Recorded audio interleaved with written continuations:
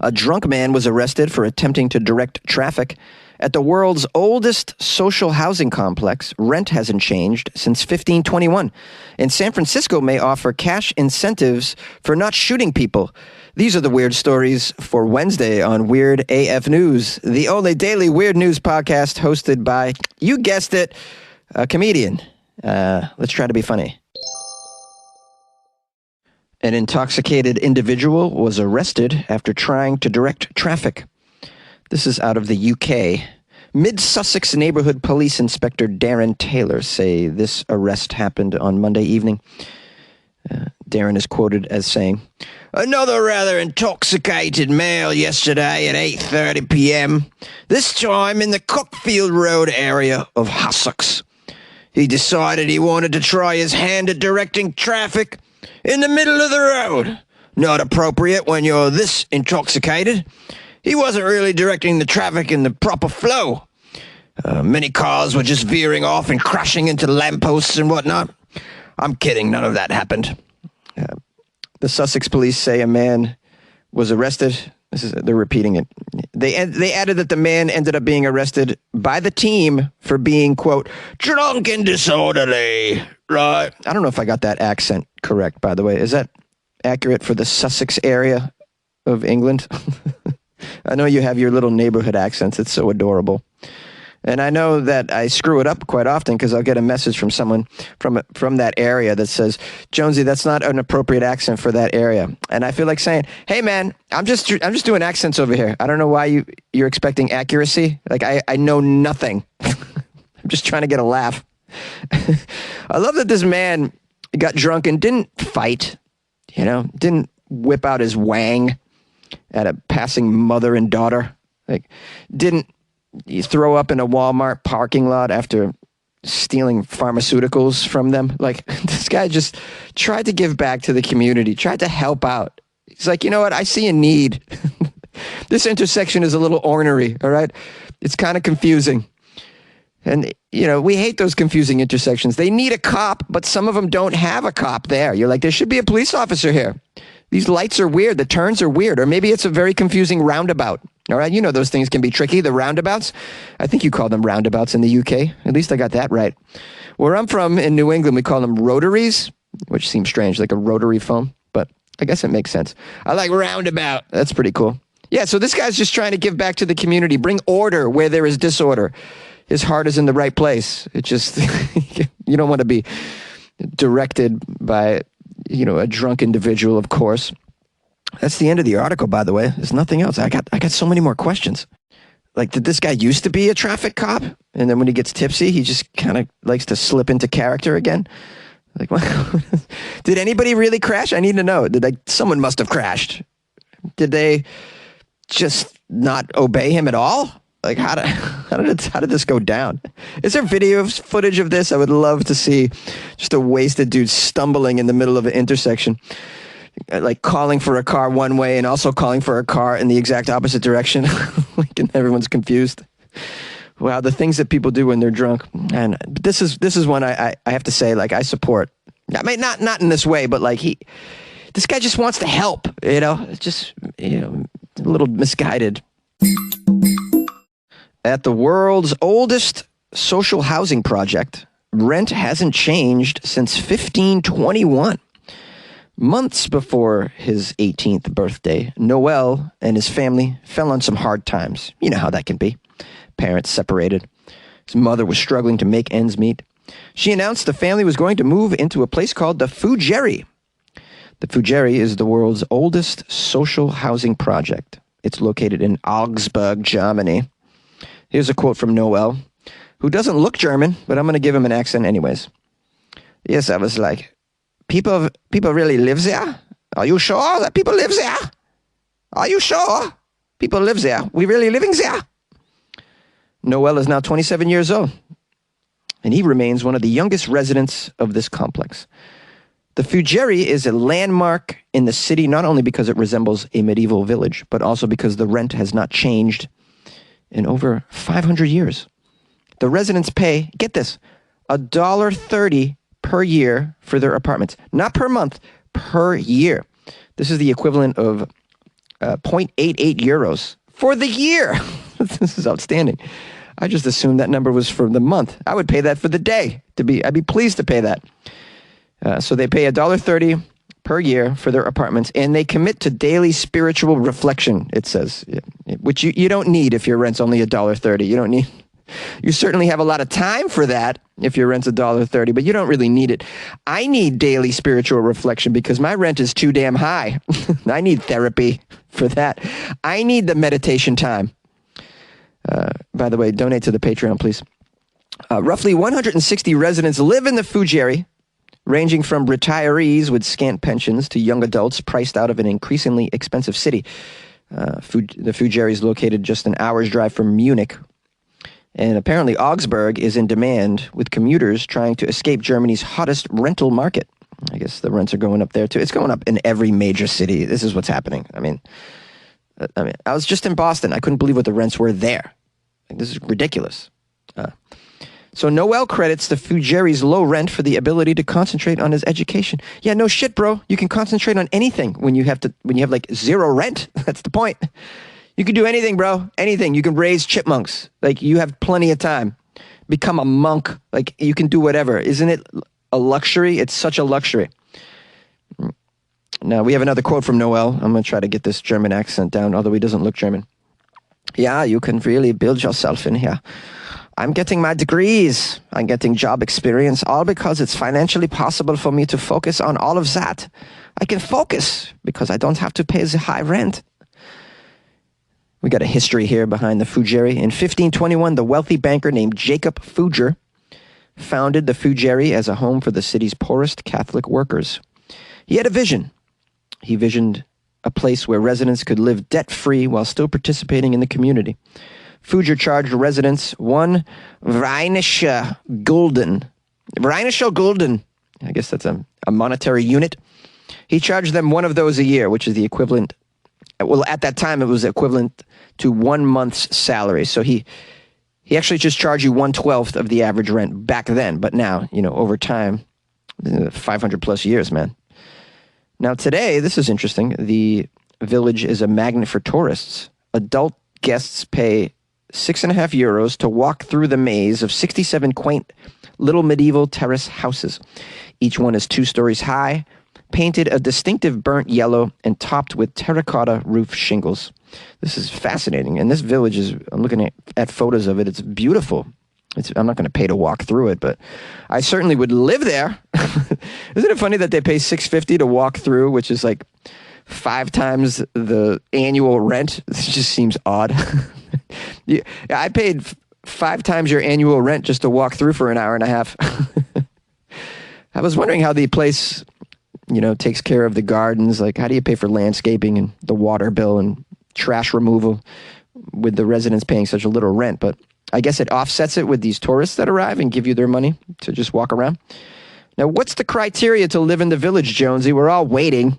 We want to know, how do we live for $1.30 a year rent? Well, to be eligible to live in the village, applicants need to meet the basic criteria. They must demonstrate financial need, have lived in Augsburg for at least 2 years, be of the Catholic faith, and also learn how to smile more. They need to smile for the tourists that walk through. Now, I know you Germans don't like to smile very much, but you need to turn that frown upside down for the arrival of all the tourists who are paying 5 times what you pay in rent. Okay? Get it together now. Now, here's something that's surprising. Despite the rent being lower than anywhere else in the world, unless you're living for free in a field, there are only about 80 people on the waiting list to get into the Fugeri. So I think I'm going to apply. Why not? I was raised Catholic. I have financial need. I haven't lived in Augsburg for at least 2 years, but maybe I could make that happen. I'll just get a P.O. box in Augsburg. Hey, anybody listening to this in Augsburg, and let me use your address for a couple years so I can scam the Fugeri into letting me live there for $1.30 a year? Come on. Help an up-and-coming struggling artist that records in a closet out. You like podcasts? You're listening to my podcast. Maybe you thought to yourself, I'd like to make a podcast Too difficult? No, not with Anchor. Anchor has free creation tools that allow you to record and edit your podcast from your phone or your computer. Anchor distributes your podcast to Apple, Spotify, Stitcher, and more. They have advertising integration, so you can even make a little money off your podcast. Everything you need to make a podcast in one place. Download the free Anchor app or go to anchor.fm to get started. And good luck with your podcast. Good luck with your creation. Good luck with your life, man. San Francisco may offer cash incentives for not committing crimes. A long-running crime prevention strategy that's used in a couple of East Bay cities may be heading to San Francisco. It involves cash incentives for not committing crimes. San Francisco's Dreamkeeper Fellowship has been described as giving someone money to not shoot people. Wow, that's lovely that I live in a country where you got to pay people not to shoot people. No, we'll give you money if you don't shoplift and pillage and rape the village. The Dreamkeeper Initiative is a part of Mayor London Breed's $60 million investment in San Francisco's Black and African American community that will provide resources for, among other things, youth development, education, workforce training, and guaranteed income. I think the guaranteed income is the part here where we're... Let's dive into this. Resources aimed at reducing violent crime in the city, says the executive director of the National Institute of Criminal Justice Reform, David Mohammed. This guy's I love how the executive director of the Institute of Criminal Justice Reform came up with this solution. Like, we can't get people to stop committing crimes. Should we maybe overhaul the police department? Maybe work at like educating the youth, spend money on education. Nah, let's just give them money if they don't commit crimes. How about that? Can you go a month without shooting somebody in the leg? Here's $20. Here's a quote from this idiot, David. It's an incentive for achieving a milestone. For instance, what we're proposing at the moment is that people involved in the program will receive a $300 a month guaranteed income stipend as part of the city's larger guaranteed income program. In addition to that, they would be eligible for receiving up to $200 additional a month for achieving certain outcomes. I love it. I just love all this, but I don't have health insurance. We're going to pay people to not shoot people, but I can't get health care. It's unbelievable. Wow, I live in such a backwards ass country. I'm going to move to San Francisco and just show them that hey guys, I haven't committed a crime. Can I get that $500? How about that? This guy says there are successful examples of similar crime-reducing initiatives in a pair of cities right across the Bay. Yeah, sure. In fact, he says a $300 monthly stipend has been a part of the city of Oakland's ceasefire crime reduction strategy for the past 8 years. Well, they're paying people $300 a month in Oakland to not fire off their gun? Wow. Hey, so when anyone asks me, why did you have a vasectomy, Jonesy? Here's why. I live in a country where they're paying people to not open fire in public. That's what we need to do. You have to actually give people a monthly stipend so they don't kill. We're just going to pay off the active shooters. This guy, Mohammed, says that a small financial incentive is connected to targeted goals and it's a bargain. Yeah, I see here. Well, Bobby, you only killed one person this month, so you're not eligible for the full 300. We're going to only give you 150, okay? You're going to have to make that work, okay? Try not to kill anybody next month. We'll give you the full amount. Oh, yes, I'm in charge of shit. Hey, my fellow weirdos, thank you for being present. I'm nice and caffeinated for you today. Happy to do so. I want to give thanks to a couple people who wrote me lovely emails. This one's from very far away, too. I really love that. Someone named, I'm not going to say this correctly, Rika, R-I-K-K-E, from Svalbard. She writes, hi there, listening to your weird AF news up here in the Arctic, and it has become an enjoyable part of my morning routine, so thank you kindly. And then she left me an article, and just is like, all the best. This is just tremendous. I'm just blown away by the fact that someone in the Arctic is listening to Weird AF News. Weird AF News is going very far out in the world, just spreading like a virus, like a weird news pandemic. So I was just really blown away that someone in the Arctic listens. I'm gonna have to look up Svalbard, find out how far away that is. You may be my listener who's the furthest away, is what I'm saying. Maybe not though, because I got some got some people listening in New Zealand and Australia as well, I assume. That might be further. I don't know, though. Man, I'd love to see some photos from the Arctic. Like, where is it? Where are you living? What does it look like? I can't even wrap my head around what that could possibly be. But thank you for reaching out. I appreciate it so much. Big shout out for Rika. I don't know. I don't know what I'm saying. Also got a nice email from Deb Goot. Deb Goot has been a big-time fan of Weird AF News for a while. She wrote, Jonesy, first things first. You are by far my favorite comedian. When you went on vacation, I really missed you. And how my nights always end in a good laugh, going to sleep with a smile. But Deb, I didn't stop the podcast when I was on vacation. I still recorded. I missed like 1 day out of 2 weeks. So I don't know what you're talking about. I do not. I mean, I've gone on a few vacations since starting this podcast, and I don't miss days, really, in general. She says, you are great with your wit and commentary. A better comedian. Okay, then she says, I hope you will come to Sioux Falls, South Dakota. I would bring everyone I know so they can actually see a real comedian in action. In South Dakota, we are the home of the chislic, which can't be mailed to you. It's fried lamb. I'm sure you would love it. I think you could mail me fried lamb, to be honest with you. I'll give you my address. You send me some fried lamb. I'll try that shit. She says, being the carnivore that you are, I'm sure you would love it. Please come here and make my year. Love your jokes and your accents. Oh, someone likes the accents. Thank you, Deb. You're the greatest. Okay, then she says, keep us laughing. A dedicated Jonesy fan. Deb Goot. P.S. I give you 5 gold stars. Oh, thank you for the 5 gold stars. That makes me feel warm and fuzzy inside. Reminds me of elementary school when they gave me 5 gold stars sometimes. Yeah, I would love to go to South Dakota and do stand-up comedy. Never been to South Dakota, I don't think. Did I drive through when I went cross-country? I don't remember. But yeah, I would check out Sioux Falls. Sioux Falls. That's probably a larger metropolis over there too. There's probably a lot to do. I'm sure like there's a good outdoor hiking, all that kind of stuff going on over there too. That's gorgeous. I'd be into that. I'm staying on your couch, Deb. Just stay. You got to pull out. You got to pull out. Please don't tell me you have 3 cats. I can't stay if you have 3 cats. I'll have to sleep on the porch or in your RV. Do you have an RV? Yeah. Yeah, man, I'd love to just travel around, hang out with my fellow weirdos and do a show in your town.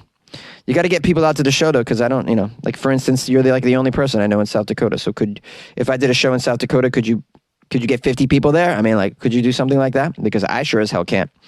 I don't think there's 50 people in South Dakota in the entire state that know who I am. Never mind in Sioux Falls. So those are the challenges of doing shows in other places. But I'm open for it. I'm open to it. So just reach out if you'd like to make that happen. We almost had a show in Tulsa, Oklahoma. I was trying to negotiate with a guy who's a listener of the show, but then just fell through.